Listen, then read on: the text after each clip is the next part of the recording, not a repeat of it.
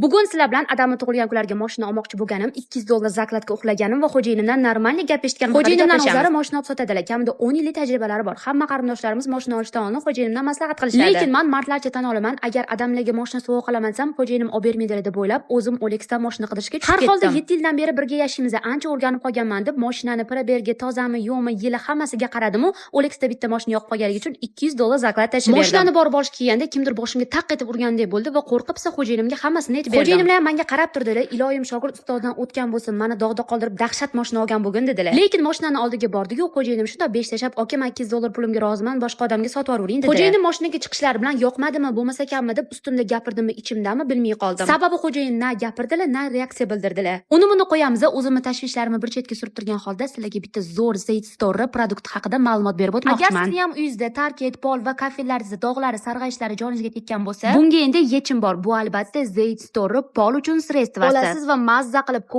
ko'pirtirib yuvib ishlatasiz. Tin bo'li xonangizdan 2-3 kun xushbo'y hidlar taralib turadi. Sinab ko'rdim, bruschatka uchun ham ishlatsangiz ham bo'lar ekan, qoraygan joylarini oqartirib berar ekan. Endi o'zimiz temaga qaytadigan bo'lsak, kechqurun xo'jayinim unga keldilar, ozgina urishib qo'ydilar, xuddiki sani pulingga xo'jayinchilik qilgandek, nima olsang ham maslahat qilib olgan. 10 kundan beri boshim og'rib, OLXdan mashina qidirib o'tirganim ham 1 tiyin bo'ldi, $200 ham 1 tiyin bo'ldi. Xo'jayinim bo'lsa 2 soatda o'zlari yaxshi mashina topib olib ketdilar. Mashinani allaqachon egasiga sovg'a qilib oldim. Agar adam reaksiyalari qiziq bo'ladigan bo'lsa, 5 ming like kutaman.